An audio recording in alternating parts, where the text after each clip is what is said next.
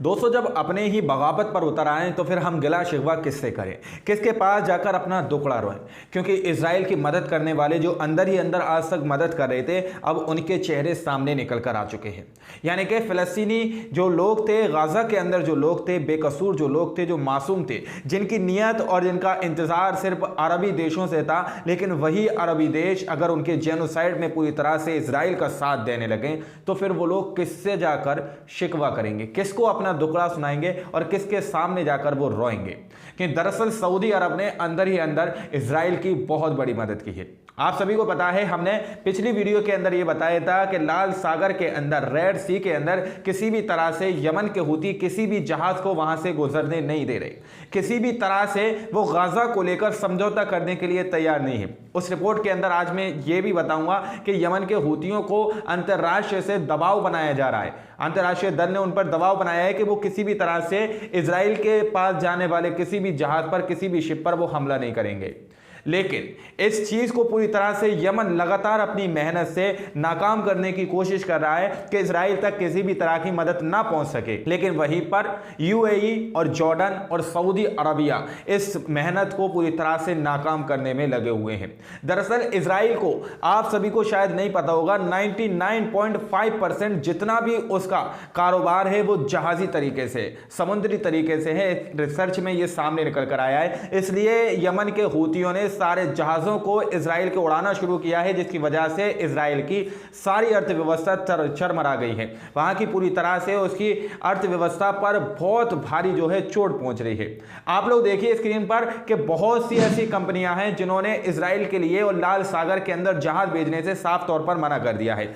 अब आप अंततः कह सकते हैं कि सुएज नहर सेवा से बाहर है। दुनिया की 5वीं सबसे बड़ी कंटेनर शिपिंग कंपनी हापाग लॉयड ने लाल सागर में अपनी गतिविधियां रोक दी हैं। सबसे बड़ी शिपिंग कंपनी एमएससी और दूसरी सबसे बड़ी कंपनी मेर्स्क ने भी घोषणा की है कि वे लाल सागर से बचना चाहते हैं। ऐसा इसलिए है क्योंकि शिपिंग कंपनियां अतिरिक्त वाहन लागत का बोझ उपभोक्ता पर डालेंगी।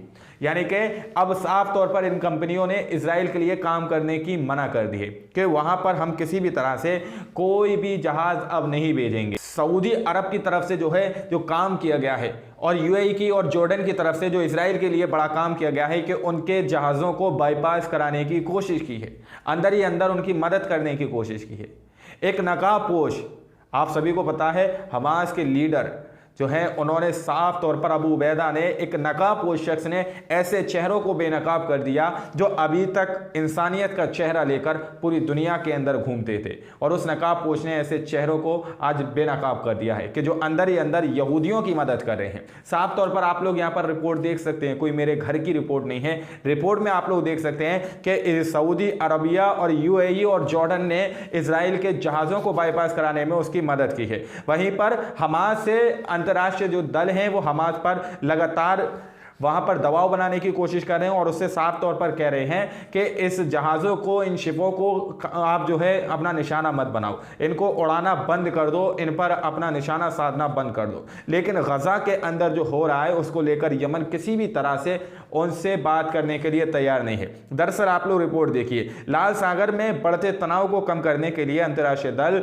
हूती से बातचीत कर रहे हैं, यमन के हूतियों से बातचीत कर रहे हैं, और हूतीस का कहना है कि गाजा पर यमन की स्थिति पर समझौता नहीं किया जा सकता है, और उन्होंने घोषणा की है कि युद्ध समाप्त होने तक इजराइल से संबंधित जहाज़ों को निशाना बनाया जाता रहेगा।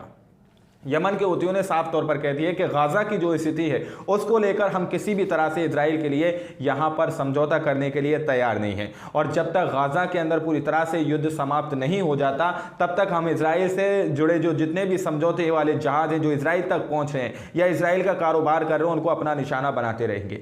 लेकिन सऊदी अरबिया और यूएई और जॉर्डन उनके जहाज़ों को बाईपास कराने की कोशिश कर रहा है। दोस्तों, उसी के बीच नेतन्याहू की तरफ से बड़ा बयान सामने निकल कर आया है। नेतन्याहू ने साफ तौर पर कह दिया है कि हम जबालिया में जो लड़ाई लड़ रहे हैं, जो हिंसक झड़पें हमारी हो रही हैं, उसमें हमारा बहुत भारी नुकसान हो रहा है, उसके अंदर हमारे कई सैनिक मारे जा चुके हैं। स्क्रीन पर आप लोग देखिए, नेतन्याहू साफ तौर पर कह रहे हैं हम जबालिया में हिंसक झड़पों का सामना कर रहे हैं जिसमें हमने अपने कई लड़ाकों को खो दिया है। साफ तौर पर ये बातें अब नेतन्याहू की तरफ से कही जा चुकी हैं।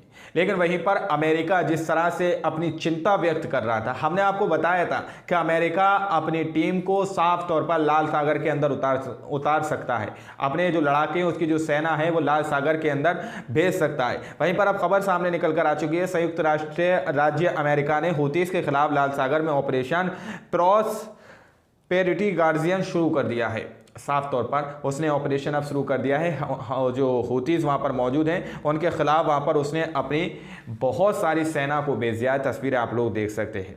वहीं पर दोस्तों गाजा के अंदर की जो तस्वीरें अब सामने निकल के आ रही हैं, फ्रांस के विदेशी मंत्रालय की तरफ से ये खबर बताई गई है कि एक गाजा के अंदर इजरायली हवाई हमले में एक फ्रांसीसी शख्स मारा गया है।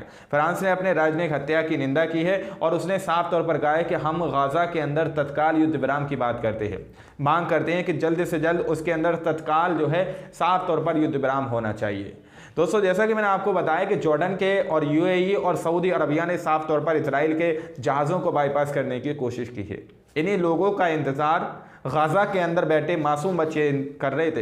इन्हीं लोगों का इंतज़ार गाज़ा के और फ़लस्तीन के बेकसूर मुसलमान कर रहे थे कि ये इनके लिए आवाज़ उठाएंगे। लेकिन यमन के हूती साफ तौर पर कह रहे हैं कि हम किसी भी तरह का समझौता करने के लिए, इस वक्त की गाज़ा की जो स्थिति है उसके हवाले से हम किसी भी तरह का समझौता करने के लिए तैयार नहीं है। जब तक हम इजराइल से संबंधी जहाज़ों को उड़ाते रहेंगे तब तक इजराइल वहाँ पर पूरी तरह से युद्ध को नहीं रोक देता और जंग को पूरी तरह से ख़त्म नहीं कर देता।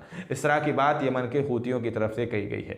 नेतन्याहू ने भी इस बात को माना है कि जबालिया के अंदर उस पर बहुत भारी खैर बरपा रहे हैं। वहाँ के जो लड़ाके हैं बहुत ज़्यादा उसके लड़ाके मारे जा चुके हैं, लेकिन इजराइल का नेतन्याहू अभी भी पूरी तरह से जंग रोकने के लिए तैयार नहीं है। वहाँ पर अमेरिका की तरफ से भी लाल सागर के अंदर लड़ाकों को भेज दिया गया है। अब हो सकता है ये जंग का दायरा और बढ़ता ही जाए, हो सकता है ये जंग और ममालिक के अंदर फैल सकती है। वैसे तो अंदाज़ा ये लगाया जा रहा था कि ये जंग जल्द से जल्द ख़त्म हो जाएगी, लेकिन अब अमेरिका की जिस तरह की हरकत देखी गई है कि अमेरिका ने साफ तौर पर जंग के अंदर कूदने का काम किया है, अब लगने लगा है कि ये जंग का दायरा बढ़ सकता है। आज के रिपोर्ट में इतना ही। बाकी आप लोग क्या सोचते हैं अपनी राय कमेंट सेक्शन में हमें ज़रूर दीजिएगा। मिलते हैं अगली वीडियो में, जब तक के लिए अपना ख्याल रखिएगा।